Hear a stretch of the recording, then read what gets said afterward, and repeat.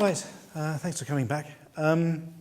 So yes, I have yes, as you mentioned, it's the graveyard shift, and I have to talk about device fragmentation. And frankly, device fragmentation is not what you choose to talk about in a slightly quiet patch of the day.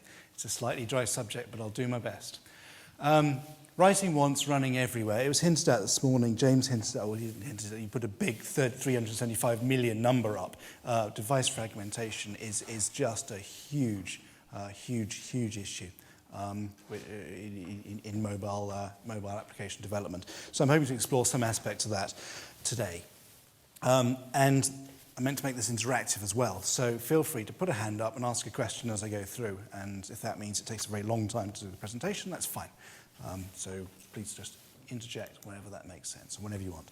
So, I'm going to start off with an introduction to device fragmentation. Look at the aspects of device fragmentation, the things that contribute to it. That's probably the really dry bit. The impact of it, in terms of the consequences of device fragmentation, and some approaches to overcoming fragmentation. So, in terms of an introduction, I'm going to go back to one of the examples I had this morning of one of the applications, which this is the British Airways application that I put up on that last slide this morning. So, and this is the iPhone version of the British Airways application. So with this, you can log on to your Executive Club account, you can access details of your next flight, you can download your boarding pass and selected flights, view all your future flight bookings, and view your tier points and PA miles. So it's a fairly functional application. The really smart bit, I think, is that you can download your boarding pass. So you have that little 2D barcode, and that's your boarding pass. One of the things that really helps that is that Apple has very few different versions of the iPhone, and they all have the same size screen. So it's very easy to say, put this image on the screen, because you've got a whole addressable sort of set of devices there which just render things the same way. Very easy. Much harder to do that on devices which have a bit more variety to them, like a BlackBerry, because you've got different size screens, different resolutions, etc., and you try and put that on that and it won't work, and so it takes a lot more work to actually put that kind of image on that screen. So the BlackBerry version of the application adds, it removes the downloadable boarding pass. What it adds, though, is it can add your bookings to your BlackBerry calendar, because the iPhone won't let applications access different parts of the core functionality of the phone. I mean, you can't, unless you jailbreak an iPhone, you can't change the way it looks, you can't change the basic applications on the phone, and you can't use applications to pull information out of the address book and the calendar, etc. You can do that in the BlackBerry. And the other thing, I'm not sure about this, but it says view live arrival and departure information. I'm suspecting the reason, I'm not sure, but I'm suspecting the reason for that is that the BlackBerry can multitask. Oh, there's the phone. What? Can you? Okay. Fine. I apologize for that. My mistake. Is that a recent thing? The calendar was free, I think. Address book's been in from the beginning, as far as I remember. Okay, the calendar was okay, fine. It was not fine. I'm out by an update. No point there. And just one more update. I'm working with British Airways, and they just released version 2 on BlackBerry this Monday or Tuesday. And now you can also have your boarding pass with the barcode on BlackBerry devices. Brilliant. Fine. That's fine. But the point is, it was done on the easy one first, and it rolls out across the estate, right? Which is exactly what I'd expect. Next one, the Android.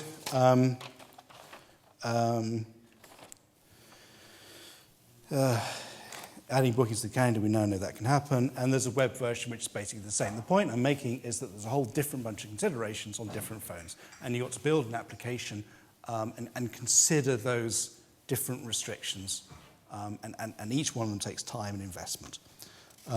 So, what are the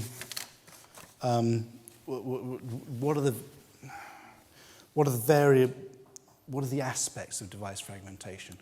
What are the different things that drive fragmentation? There's hardware differences, different screen sizes and aspects, so graphics have to be rendered in different ways. There's touchscreen capabilities or not, there's multi-touch, there's single touch, some phones aren't touch at all. There's the way the memory is configured apparently is quite difficult to deal with when writing applications.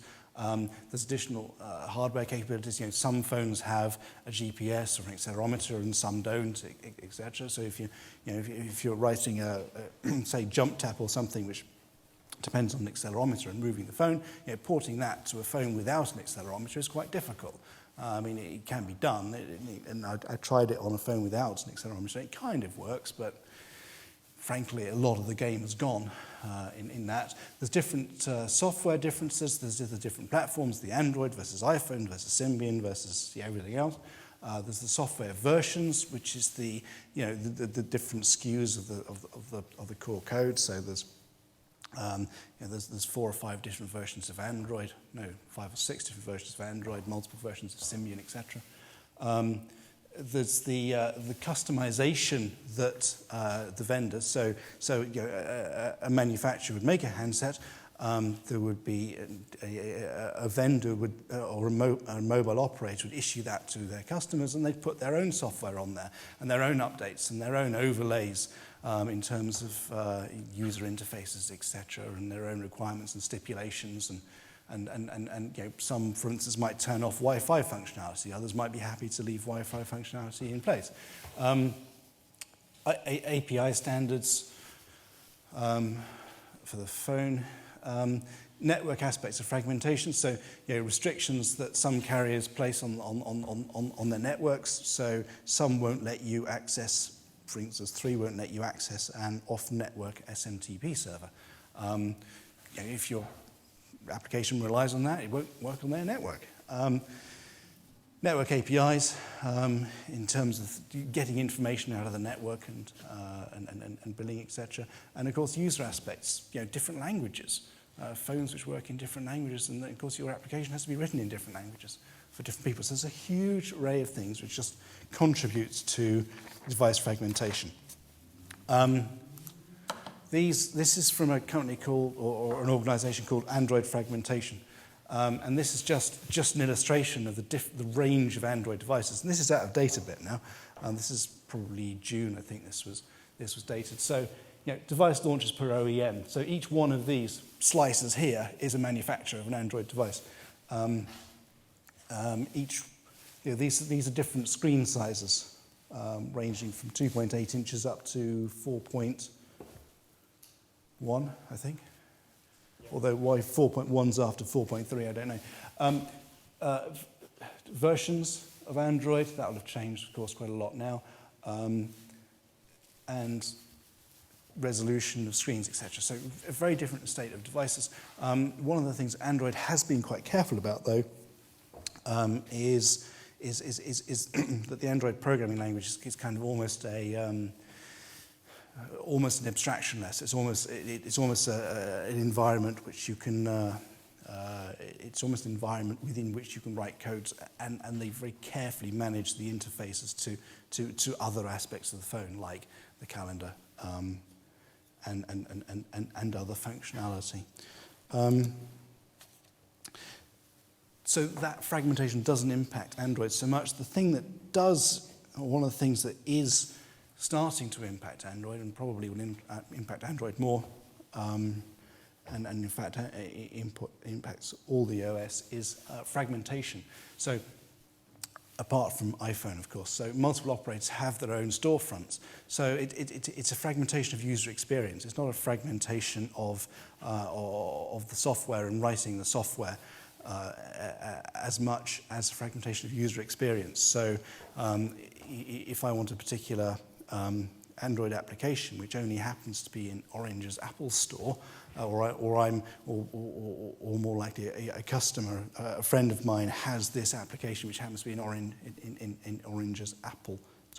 Orange's Android store, and I'm a customer of Vodafone, I can't get that application, and you've got a kind of a confusion in sales channels to consumers. there, which has to be managed. Amazon even recently launched an Android store.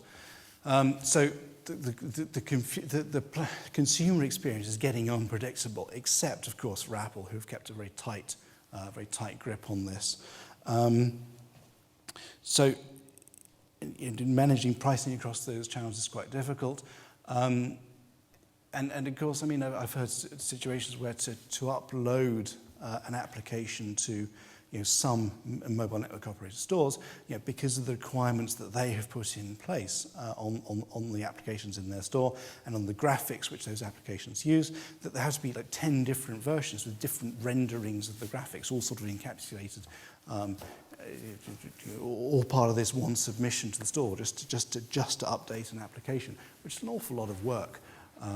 Just to maintain an application in the store, and that's one operator's store, only addressing their customers.